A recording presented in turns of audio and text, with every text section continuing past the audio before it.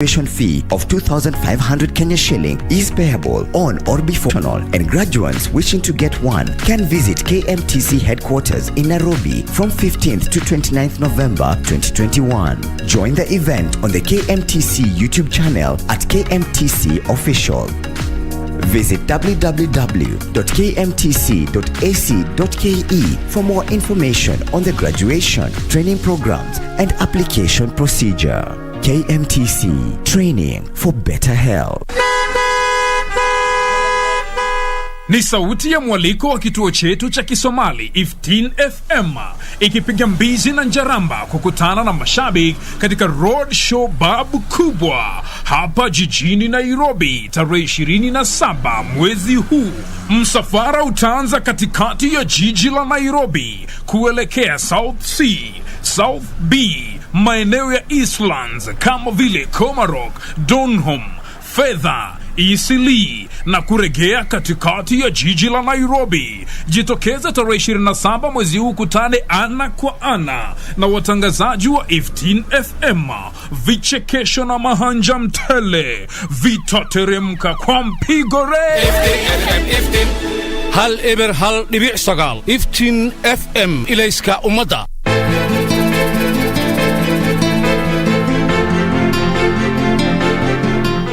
Kuna jambo lolote labda wakumbuka lilifanyika jana? Tangu ulipoanza kushika hicho kichwa uchoke. Ingekuwa si mimi, angekuwa hapa na mamake. Ni jambo la busara kujua yaliyo muhimu katika maisha yako. Sisi ndo tunaenda huko ndani, nyinyi mnabaki hapa. Tunkuja sote hapa, tuingia sote ndani. Nataka huyo mwanamke aone nyuso zetu tutakavomtia aibu.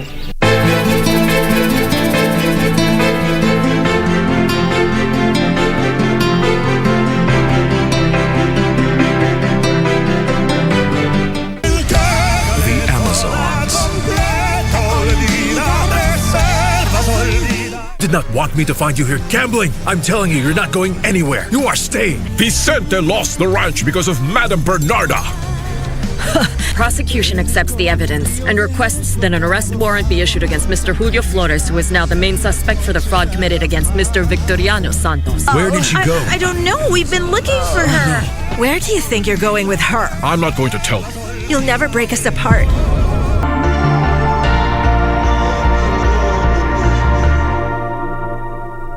My name is Muhammad Ahmed Muhammad, the CEO of Kenya Deposit Insurance Corporation, popularly known as KDIC.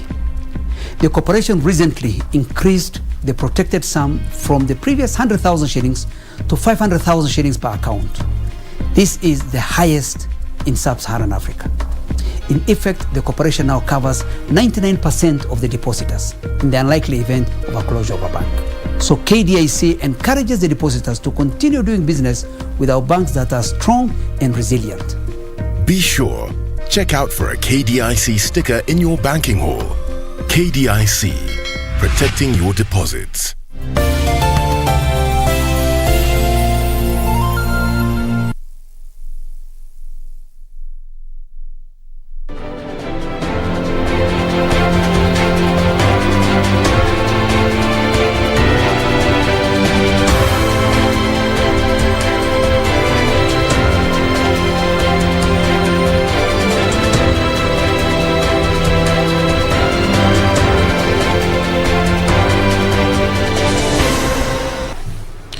Na mhali gani mpenzi mtazamaji, karibu kwenye Darubini ya Channel 1. Leo ikiwa tarehe 23 mwezi wa Novemba mwaka 2021, ambapo kama kawaida yetu mtazamaji tumekuandalia taarifa nyingi zilizojiri za hapa nchini, vile vile kule South Africa Afrika Kusini na kote duniani. Na unafahamu fika kwamba taarifa za KBC ndizo taarifa zilizodhibitishwa na zenye kuaminika.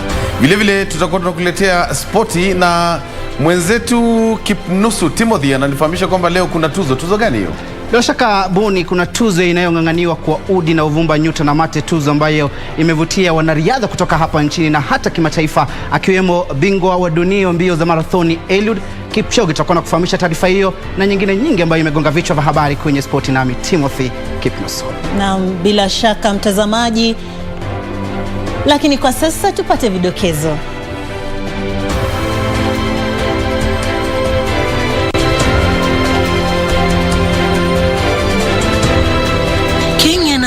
Kusini zatia saini mikataba 8. Jaji Mkuu Martha Koome asema bajeti zilizopendekezwa za maandalizi ya uchaguzi zitakaguliwa kabla ya kupitishwa, huku kiongozi wa ODM Raila Odinga akimtaka mwenyekiti wa IEBC atangaze hadharani wanasiasa wanaofanya kampeni za mapema. Na maafisa wa polisi washindwa kuwakamata wezi waliovamia tawi la Kisumu la benki ya Equity.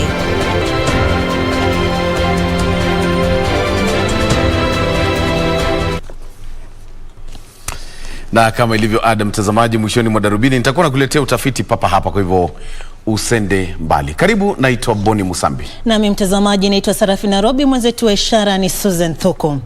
Tukianza ni kwa Kenya na Afrika Kusini zimetia saini makubaliano 8 muhimu kati ya nchi hizi mbili, na hivyo kuanzisha enzi mpya ya ushirikiano kati ya nchi hizi mbili. Na makubaliano hayo 8 yanajumuisha mikataba ya maelewano katika sekta za uchaguzi, afya, mashauri, kidiplomasia na mafunzo, na pia sekta za utalii na uhamiaji.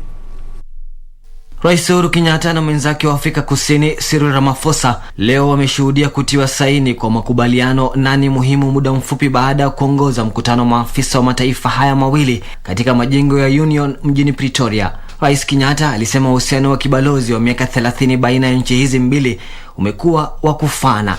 After close to 30 years of diplomatic relations, the Kenya-South African partnership and friendship has truly come of age.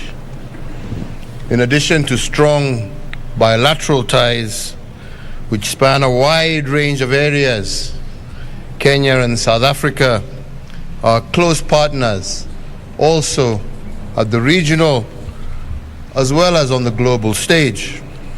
Alikariri kujitolea kwa Kenya kushirikiana na Afrika Kusini katika kutetea maslahi ya uraia wa nchi hizo mbili. We have today definitely made very good strides. However, we believe there is still scope to do even more. So once again, let me reaffirm Kenya's commitment to work together with our brothers and sisters in South Africa in driving the aspirations of our people through the promotion of the African agenda. Wakati huo, Rais Kenyatta alipongeza mwenyeji wake Rais Ramaphosa kwa uongozi wake wa busara alipokuwa mwenyekiti wa Muungano wa Afrika mwaka jana. African Bureau that you led and which I was delighted to be a part of established the African Joint Continental Strategy for COVID-19, which continues to guide our success and response to the pandemic to date. Akiongea, Rais Ramaphosa alisema ziara ya Rais Kenyatta nchini humo imetoa fursa ya kuimarishwa zaidi kwa uhusiano kati ya nchi hizo mbili kwa manufaa ya raia wake. Each of our countries has the indigenous knowledge and expertise to benefit the other.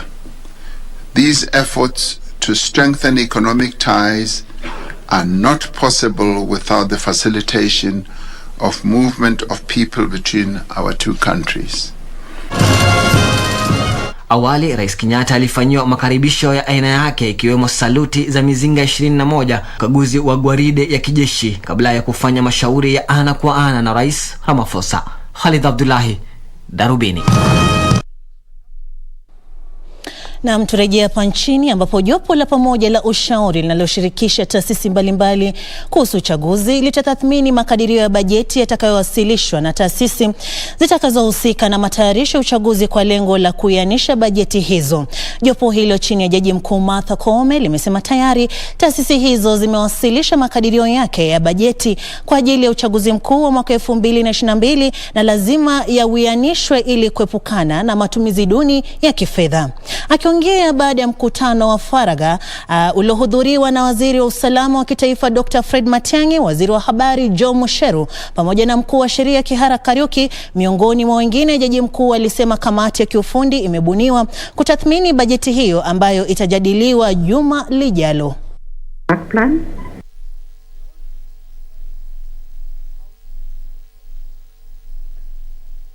considered the work plan that was prepared by the Technical Working Committee, and we also prepared the proposed budget because each agency put forward what they require as their need. We in the judiciary put forward what our needs are to be able to execute our mandate under the Constitution and the statutes, to deal with the disputes that arise, be they from the political parties tribunal, which is under the judiciary itself, and every agency here has put forward their budgetary requirements. And after deliberations, the forum has adopted the work plan and the reports that were tabled before us in this meeting. The forum has, however, requested the Technical Working Group to further review the budgetary proposals so that there is proper harmonization. There are some items that could have been provided for in the current budget, and there are some items which were left out. So we have asked the Technical Working Group to harmonize and ensure that all the needs of all the MDAs connected with elections are properly and comprehensively considered.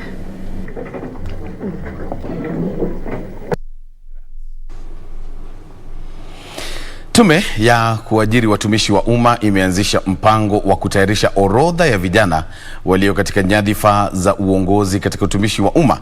Waziri wa utumishi wa umma Profesa Margaret Kobia amesema mpango huo utawezesha kuwapa mafunzo vijana wanaojiunga na utumishi wa umma ili kuwapa ujuzi zaidi na uwezo wa kuiendeleza nchi hii. Kobia alisema lengo la mpango huo wa uongozi ni kuwapa vijana wanaojiunga na utumishi wa umma ujuzi na maarifa ya utendaji kazi vinavyohitajika katika utumishi wa umma. We are developing a generation of youth for Kenyan public service. These youth will be trained to apply their talents and enhance efficiency in the public service delivery. Mpango huo, kulingana na Kobia, utawezesha kutolea kwa mafunzo kwa vijana wanaojiunga na utumishi wa umma katika nyadhifa za uongozi. Developing highly capable leaders anchored on public service core values is therefore a priority of the President, His Excellency the President Uhuru Kenyatta and his government. Matamshi yaliyoungwa mkono na Yawa Hansen kutoka shirika la Emerging Public Leaders mjini Washington DC, aliyesema mpango huo utatumiwa kama chombo cha kuleta maendeleo ya haraka humu nchini. Young civil servants from across Africa will be better able to respond to the crisis that face their countries, the continent and the entire globe as they tap into this growing Pan-African. Kulingana na Charles Sunkuli, katibu wa masuala ya vijana, mpango huo utawawezesha vijana kustawisha kikamilifu ujuzi wao wa uongozi.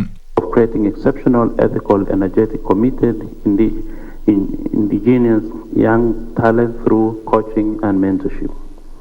Mindset change through youth-centric transformative networks. The focus, of course, of instilling key skills and behavior will ripple effect last a lifetime. Nikiripotia Darubini ya Channel 1, jina langu ni Jelis Aladi. Na mtazamaji, kwingineko ni kwa kiwango cha maambukizi ya COVID-19 humu nchini sasa ni 1.1%. Hii ni baada ya watu 53 kuthibitishwa kuambukizwa ugonjwa huo kutoka kwa sampuli 5,031 zilizopimwa katika muda wa saa 24 zilizopita. Kulingana na Wizara ya Afya, jumla ya visa zaidi ya 254,000 vya maambukizi vimeripotiwa kufikia sasa, ambapo nchini kutoka kwa jumla ya sampuli zaidi ya milioni 2, huku jumla ya watu 5,330 wameaga dunia humo nchini kutokana na COVID-19 baada ya vifo viwili zaidi kuripotiwa. Kufikia jana, jumla ya watu milioni 6.49 walikuwa wamechanjwa kote nchini. Vile vile 88% ya wahudumu wa afya wamekamilisha chanjo, na pia 79% ya walimu. Zaidi ya watu milioni 258.3 kutoka duniani wameambukizwa ugonjwa huo, huku zaidi ya milioni 5.1 wakiaga dunia.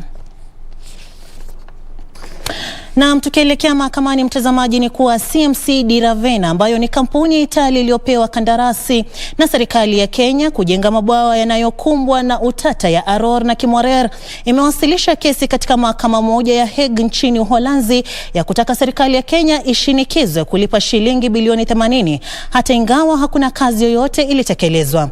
Kwingineko, aliyekuwa mbunge Matthew Lemporkel amewasilisha malalamishi kwa jaji mkuu Martha Koome, akidai jaji aliamua kesi yake ya kujeruhi alishawishiwa.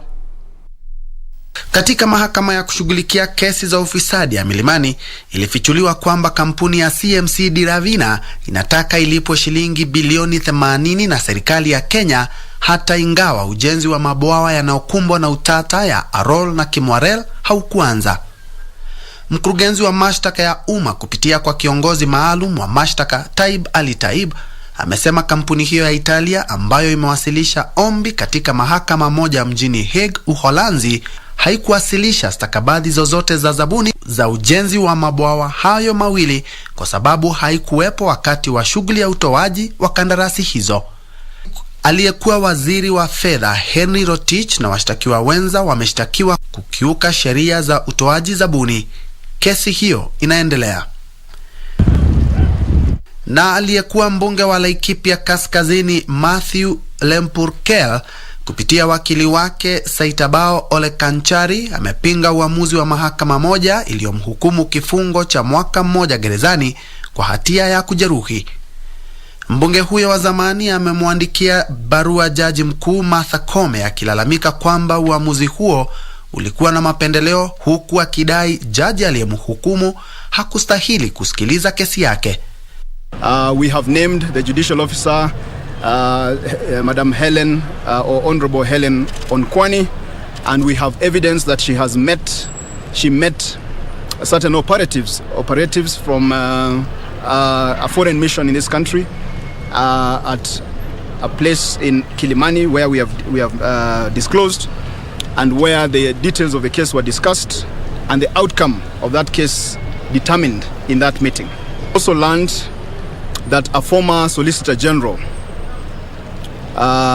approached the judge who is handling Matthew Lemporkel's appeal and instructed the judge not to grant Matthew Lemporkel bail. Anataka kesi hiyo isikilizwe na jaji mwingine ili kulinda haki zake za kikatiba. Lemporkel anadai kesi hiyo iliingiliwa na watu wanataka kuhakikisha hagombei uchaguzi mkuu ujao. Bentroy Njue, Darubini. Na mtazamaji, taarifa inatukamilishia awamu ya kwanza ya Darubini, lakini bado tunazo taarifa nyingi ambazo tumekuandalia. Kweli kabisa, tunarejea nazo. Tuko na biashara, tuko na spoti, na pia ninaendelea kuandalia utafiti. Usende mbali.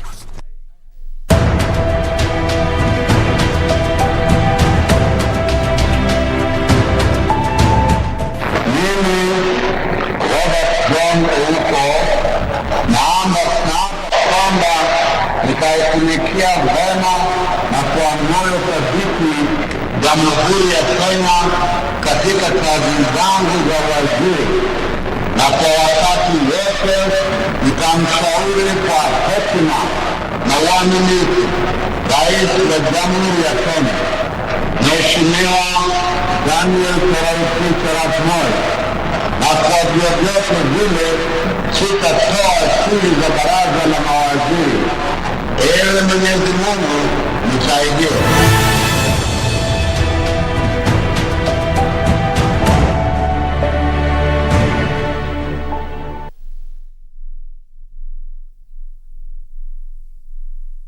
The Office of the Registrar of Political Parties, in partnership with eCitizen, brings you a self-service platform for management of political parties membership. At the click of a button, you can now check the political party you are registered in as a member, resign from a political party, or join a political party of choice. Simply log into your eCitizen account, select your preferred service, fill in the details, then submit. You will receive a system acknowledgement of your request, and an eCitizen system notification will be issued once the processing is complete. ORPP is committed to serve you to promote political rights in a democratic multi-party system.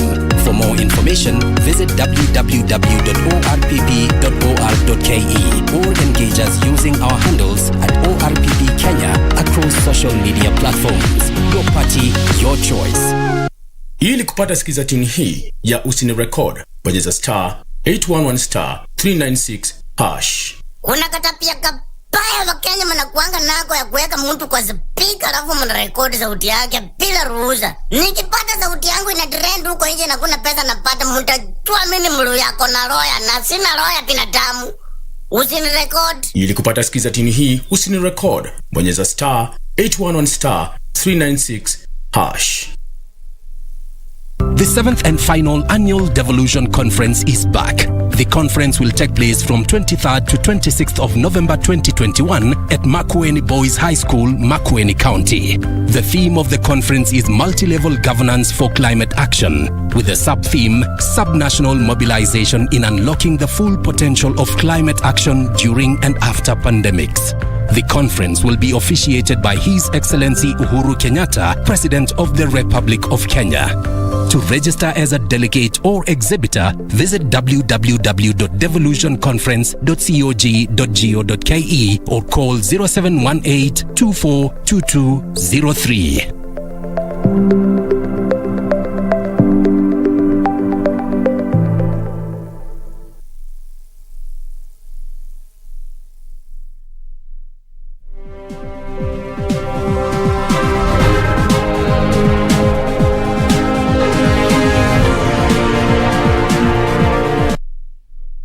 Mtazamaji, karibu tena, unaendelea kutazama Darubini ya Channel 1.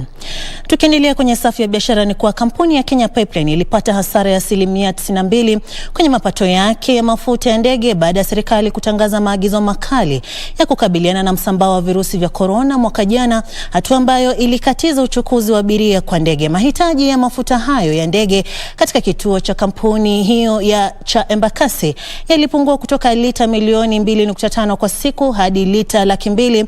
Hayo na mengine mengi yanajiri kwenye mseto wetu wa habari za biashara. Kuzuka kwa janga la ugonjwa wa COVID-19 uliathiri pakubwa sekta ya uchukuzi wa ndege, huku safari nyingi za uchukuzi wa abiria zikifutiliwa mbali baada ya mataifa kadhaa ikiwemo Kenya kusitisha usafiri. Katika kituo cha mafuta cha kampuni yenye pipeline huko Embakasi ambacho husambaza mafuta kwa uwanja wa mataifa wa ndege ya Jomo Kenyatta, mahitaji ya mafuta hayo yalipungua kwa kiwango cha 92%.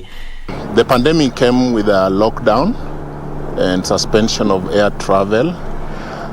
So the delivery of fuels, jet and fuel, came down from the average that I've mentioned, 2.5 million liters, to 200,000 per day.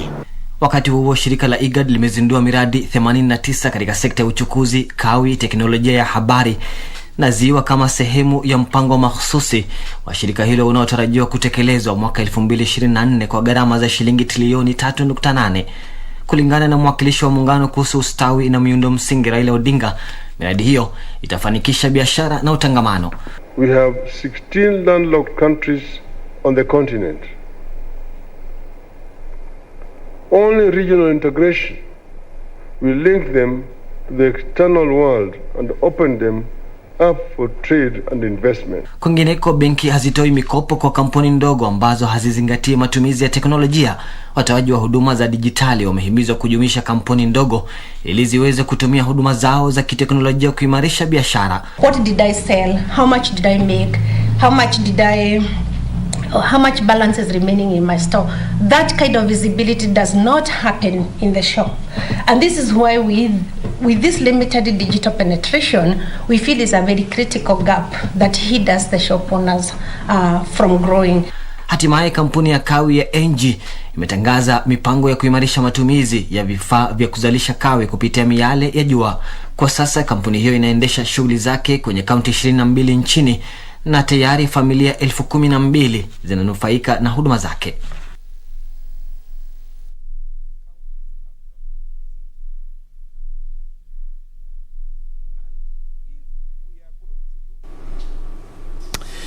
Naam, mtazamaji, maafisa wa upelelezi katika kaunti ya Kisumu watategemea picha za kamera za CCTV kuwatambua majambazi waliojaribu kuiba pesa kutoka benki ya Equity iliyo kwenye barabara ya Angawa katikati mwa jiji la Kisumu.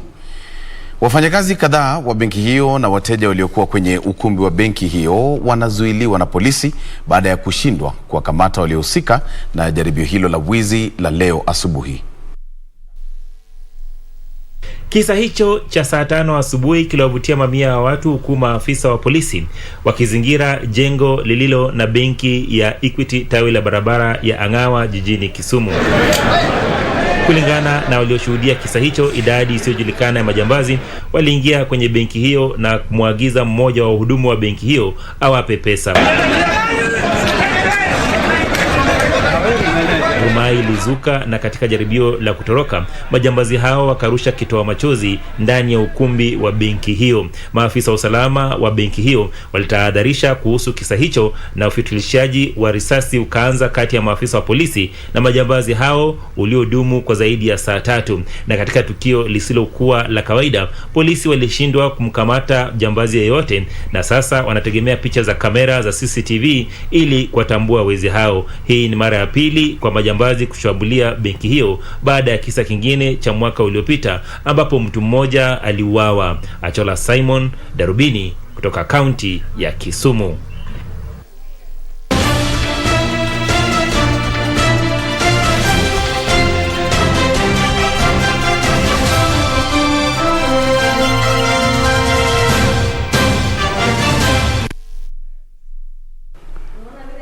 Na mtazamaji, ni wakati wa kupasha misuli moto. Tuelekee viwanjani. Mimi naitwa Timothy Kipnuso, nditamati tuandamane. Nangoananga taarifa kwamba afisa mkuu FKF aliyeng'atuliwa mamlakani Barry Otieno amesema kuwa hawana uwezo wa kupanga na kuandaa mechi ya kombe la mashirikisho baina ya Gor Mahia na AS Otoho FC ya Kongo ambayo imeratibiwa kuchezwa tarehe 5 mwezi ujao hapa Nairobi kufuatia kuvunjwa kwa shirikisho hilo na waziri wa michezo Balozi Amina Mohamed. Wakati huo mwenyekiti wa Gor Mahia Ambrose Rakier alikutana na wakili wa michezo Daktari Ekur Sogut ambaye pia ni wakala wa mchezaji Mesut Ozil. Rachier alisema mkutano huo uliashiria mwanzo wa uhusiano bora kati ya Gor Mahia na Daktari Erkut Sogut ambao utafanya utafutaji wa vijana wenye vipaji kukua zaidi. We are in the process of discussing in what way he could support our youth team. We are concerned about development of football. Sogut ambaye aliwasili Nairobi Jumapili jioni alikabidhi timu ya vijana ya Gor Mahia vifaa vya kuchezea katika uwanja wa Camp Toyo. Young agent think they do one deal and become a millionaire right away. That's not true. It doesn't exist. So the most important thing is being patient and working hard every day consistently. That's very important. Rachier alisema kuna mipango ya kuandaa mechi ya kirafiki kati ya Gor Mahia na timu ya Fenerbahce ya Uturuki ambayo mchezaji maarufu Mesut Ozil anaichezea kwa sasa. Our federation, when it is restored, to look into the issue of regulation of agents in this country so that we have some law, something that you can say, how do you register, how do they get their income, and how do they get engaged by players. Wakati huo huo, afisa mkuu wa FKF aliondolewa ofisini Barry Otieno amesema kuwa hawana uwezo wa kupanga na kuandaa mechi ya kombe la mashirikisho baina ya Gor Mahia na AS Otoho FC ya Kongo ambayo imeratibiwa kucheza tarehe 5 mwezi ujao hapa Nairobi kufuatiwa kuvunjwa kwa shirikisho hilo na waziri wa michezo Balozi Amina Mohamed. Mtazamaji, naarifiwa kwa kiduchu. Tuelekee hadi katika chuo kikuu cha Nairobi ambapo mkutano unaendelea kwa sasa ambao unaongozwa na katibu mwandamizi katika Wizara ya Teknolojia, Habari na Mawasiliano Nadia Abdalla. Tend to believe that you are going through something by yourself. and nobody else understands. Si ni kweli? I was in university as well, did my master's as well. But the reason why I'm saying I was in university as well is because I went through the challenges that you guys are going through. I went through bullying. I went through physical abuse. Yes. I went through, failing in school and missing out on some of the points, skiving school. I went through it all. But what I did not lose hope in is the vision and the dream and my innovative ideas. So since university, I used to like writing. And I opened a blog and I started writing. I started narrating stories. From stories, I started interacting with young women and solving their problems. One thing led to another. I started getting invited to events. I started making money.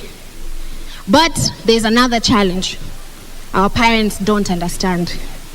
So my parents thought I was selling myself online. In fact, I come from a very strict community where right now even wearing this, I think it's a problem. But it's okay. But that community believed that if you put your picture outside, you're doing something bad. They never saw the money I was earning from my blog. They never saw the talks that I was doing. They never saw the emceeing I was doing. They were seeing the element of she's selling herself because she wants to get someone. And so why am I saying this? I'm saying this because you need to sometimes shut out noise. Don't suppress your creative juice just because social norms don't accept your... I want to look for another word. There's a word I don't want to say. Suppress your work. I think most of you know what I wanted to say. Yeah. Don't let it suppress. And when you have platforms like this and investors like this, I think it's an opportunity to use. I'm so happy for the 3,000 young people that applied and, University of Nairobi partnering. Let's give a round of applause to University of Nairobi because I am awed. If I could go back in time, I think I would register here. I'm actually thinking of registering my sister here at University. Dean, I'll come to you. My sister is just here. New student will. So we so privileged now as young people to register, to participate. This is fantastic. An innovation to solve a social issue like mental health. It's amazing. And Mukami, I didn't hear your full story because I was rushing to the ladies. But it's not well. But from what I gathered, a lot of you, or a lot of us, even I have such bad anxiety issues. I've lost 3 friends from suicide just this year. Just this year. I get random videos, girls cutting themselves or boys doing crazy things. I was at Zitech University and there was a boy who told me he does not have friends in the entire university. And I can tell you, I'm chatting with him every day. He's now my friend. So he tells me how his day has been. So what am I trying to say? We need to be more proactive. Mbona mnacheka? Let me tell you something. That is not my boyfriend. He's just someone that I felt bad for because I know universities. In universities, there are groups, there are cliques, and sometimes this pressure is what leads to suicide. Right? 22 or 28. You say 28. That's a very big number. So, but let me tell you guys, it's hard out there. How many know it's hard? Wangapi wanajua it's hard? Si ni kugumu. Ndio maana tukisikia nyimbo tunadunda. Mtu anakuona wewe una shida lakini kumbe ile kudunda, you are really dancing away your problems. Right? I'm not right? So, things like this, competitions like this, I mean, I accept the challenge you told me. And before even the event started, I said, let's meet in my office and we see what we can do in my capacity. One, as the government, but two, as Nadia, as an individual as well. And same goes to you, Dean. Whatever it is that we can do, you know, I'm also a phone call away. Whatever we can do, we can help.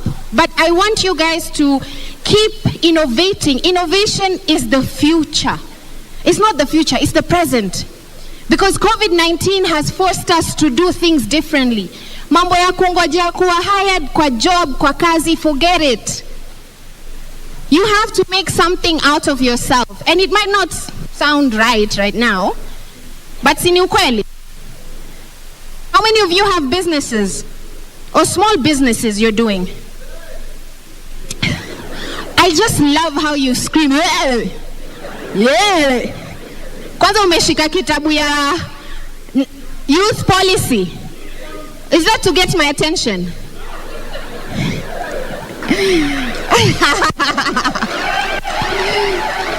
Well, I can confirm you have my attention now. So tell me, what do you want? My number?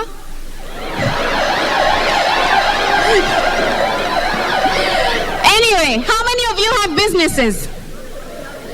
How many of you use social media to sell your products, your businesses? How many of you? Okay. So continue. Why don't you mentor others? Getting more businesses, working, being... No, I'm speaking and making you guys laugh because life is like that. You just don't know what will happen. See you. But the truth of the matter, now listen to this. Listen. I just love you guys. You're listening. Basi, clap for me. Now listen. Don't stop being innovative. You get an opportunity. In fact, right now, before they all leave, you should have gotten their numbers. You should have gotten their cards. Because as a young person, every day is a day for you to network. Every day is a day for you to create a solution that will bring you money, but also solve a social issue. And don't give up. On December 13th, I'm launching my book. I wrote a book 3 years ago.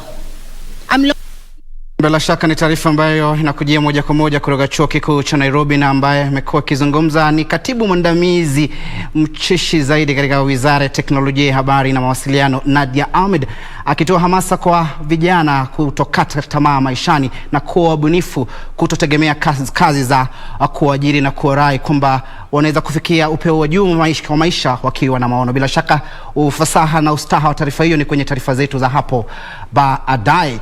Na kunja jamvi langu kwenye habari za spoti nikirejesha mikoba kwa wenzangu Boni Musambi pamoja na Sarafina Robi. Lakini kabla ya kufanya hivyo, mtazamaji, kuna taarifa ambayo tulikuwa tumekudokezea kwa kiduchu. Mwanariadha anayeshikilia rekodi ya dunia katika mbio za marathoni, Eliud Kipchoge, ameteuliwa kuwania tuzo ya mwanariadha bora wa kiume wa mwaka duniani. Yeye ni mmoja wa wanariadha 5 walioteuliwa kung'ang'ania tuzo hiyo inayotamaniwa wakati wa sherehe za tuzo za mwaka huu za shirikisho la riadha ya dunia zitakazoandaliwa kupitia mitandaoni tarehe mosi mwezi ujao.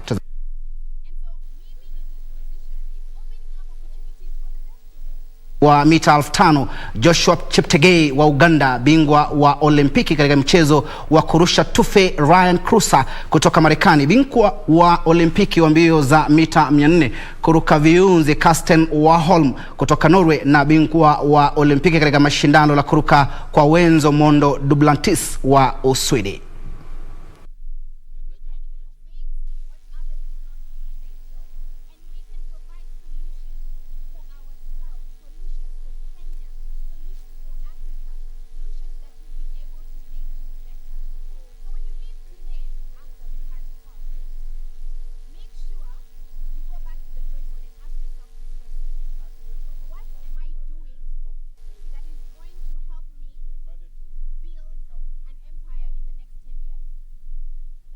Na mtazamaji, refa amepuliza kipenga kwa dakika 90 za michezo makamilika, na mimi sina budi ila kumrushia usukani Boni Musambi kufahamisha inayojiri kwenye utafiti. Tukutane tena hapo kesho panapo majaliwa yake Mwenyezi Mungu. Mimi naitwa Timothy Kipluso. Kazi kwako Boni.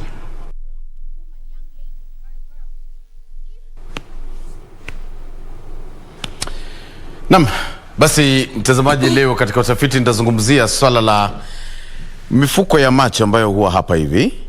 Unajua kadri umri unavyosonga ndivyo unavyozidi kupata mifuro fulani hapa chini ya macho ambayo kwa kimombo tunaita eye bags. Sasa watu wengi hawapendi hiyo mifuko ya macho, na utafiti wangu leo ni kuhusu namna ya kukabiliana na mifuko yenyewe. Sasa ukitaka kuitoa kwa urahisi kabisa, utafiti unasema kwamba tumia tea bags, zile za kawaida tu za kutayarisha chai pale nyumbani.